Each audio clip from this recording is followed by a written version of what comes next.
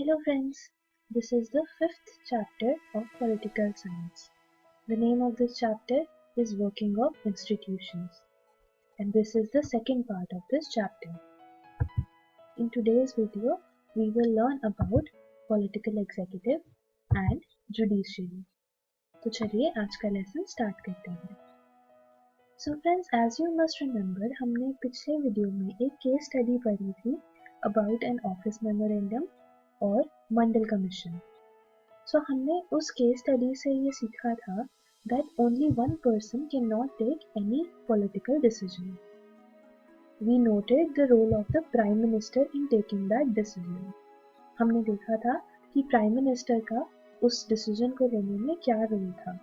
But even he could not have taken that decision अगर उन्हें लोकसभा से सपोर्ट नहीं मिलता. So friends, at different levels of any government, we find functionaries who take day-to-day decisions but do not exercise supreme power on behalf of the people. Government के different levels पे हमें ऐसे functionaries मिलते हैं, officials मिलते हैं जो day to day decisions में पार्ट तो लेते हैं लेकिन उनको सुप्रीम पावर नहीं होती. All those functionaries are collectively known as the executive. इन सभी फंक्शनरीज को कलेक्टिवली एग्जीक्यूटिव कहा जाता है. They are called executive because they are in charge of the execution of the policies of the government.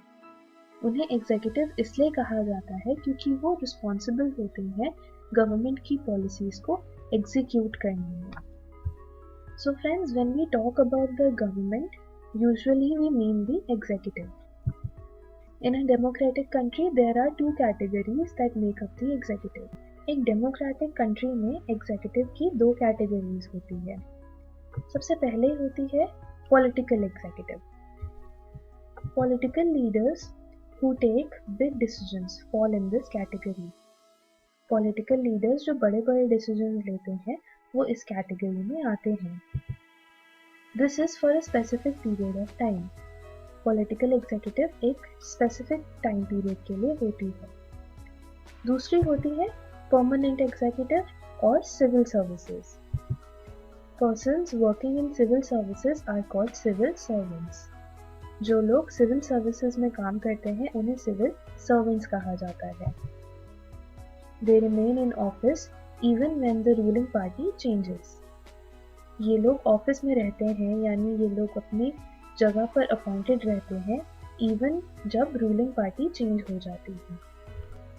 Executive के अंदर अब हम बात करेंगे prime minister and the council of ministers की.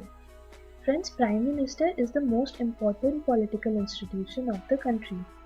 प्राइम मिनिस्टर कंट्री का सबसे ज़्यादा इम्पॉर्टेंट पॉलिटिकल इंस्टीट्यूशन होता है.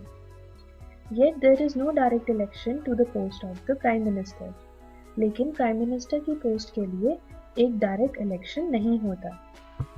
The president appoints the prime minister. President ही प्राइम मिनिस्टर को अपॉइंट करते हैं. But the president can not appoint anyone he or she likes. लेकिन प्रेसिडेंट अपनी मर्जी से भी किसी को अपॉइंट नहीं कर सकते. The president appoints the leader of the majority party or the coalition of parties that commands a majority in the Lok Sabha as prime minister. जिस भी पार्टी या कोलिशन की मेजॉरिटी होती है लोकसभा में उसी के लीडर को प्राइम मिनिस्टर अपॉइंट किया जा सकता है. After the appointment of the prime minister, the president appoints other ministers on the advice of the prime minister. Prime minister appoint होने के बाद प्रेसिडेंट अपॉइंट करते हैं दूसरे मिनिस्टर्स को on the advice of the prime minister only. These ministers are usually from the party or the coalition that has the majority in the Lok Sabha. Again, ये वाले ministers भी उसी party या coalition से आते हैं जिनकी लोकसभा में majority हो. इन ministers को Council of Ministers कहा जाता है. इसके अंदर cabinet ministers, ministers of state with independent charge, ministers of state आते हैं. Now friends, let's see what are the powers of the Prime Minister. The Prime Minister chairs cabinet meetings and coordinates the work of different departments. Prime Minister chair करते हैं cabinet की meetings को और अलग अलग departments के बीच में work को coordinate करते हैं. His decisions are final in case disagreements arise between departments. अगर डिपार्टमेंट्स के बीच में कोई डिसएग्रीमेंट हो तो प्राइम मिनिस्टर का word is the final word. He exercises general supervision on different ministries and all ministers work under his leadership. वो सभी ministries के ऊपर सुपरविजन रखते हैं and all ministers work under his leadership. The Prime Minister distributes and redistributes work to the ministers. Prime Minister distribute और redistribute करते हैं सारे काम को ministers के बीच में. He also has the power to dismiss ministers. और उनके पास ministers को हटाने की पावर भी होती है. When the Prime Minister quits, the entire ministry quits. जब Prime Minister quit कर देते हैं तो पूरी ministry quit कर देती है. Friends, next हम देखते हैं what are the powers of the President. While the Prime Minister is the head of the government, the President is the head of the state. जहाँ Prime Minister government के head होते हैं, वहीं President state के head होते हैं. In our political system, the head of the state exercises only nominal powers. हमारे political system में head of the state यानी कि President बहुत इनडायरेक्ट पावर्स ही एक्सरसाइज करते हैं. The President supervises the overall functioning of all the political institutions in the country so that they operate in harmony to achieve the objectives of the state. President supervise करते हैं overall functioning of political institutions so that कि वो harmony में एक दूसरे के साथ coordination में काम करते रहें. All governmental activities take place in the name of the President. सारी गवर्नमेंटल एक्टिविटीज प्रेसिडेंट के नेम के अंडर ही होती हैं. All laws and major policy decisions of the government are issued in her name. और सारे लॉज और major political decisions जो होते हैं वो उन्हीं के नाम के अंडर आते हैं. All major appointments are made in the name of the president. और सारी मेजर अपॉइंटमेंट्स उन्हीं के नाम के अंडर आती हैं. But friends, we should remember that the president exercises all these powers only on the advice of the Council of Ministers. हमें ये याद रखना चाहिए कि प्रेसिडेंट ये सारी पावर्स सिर्फ काउंसिल ऑफ मिनिस्टर्स की एडवाइस पर ही फॉलो करते हैं. So friends, now let us talk about judiciary. All the courts at different levels in a country put together are called the judiciary. सभी कोर्ट्स जो different levels पे operate करती हैं पूरी कंट्री में, उन सबको मिलाकर जुडिशरी कहा जाता है. The Indian judiciary consist of a supreme court. Indian judiciary के अंदर एक सुप्रीम कोर्ट आती है जो पूरे नेशन के लिए, पूरी कंट्री के लिए होती है.